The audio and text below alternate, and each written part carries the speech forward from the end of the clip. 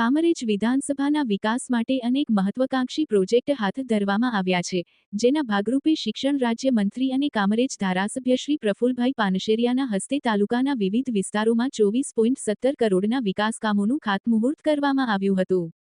જેમાં ચેહર માતાના મંદિરની આગળ જય અંબે રેસીડેન્સી પાસે લસકાણા પાસોદરા વાવ રોડ,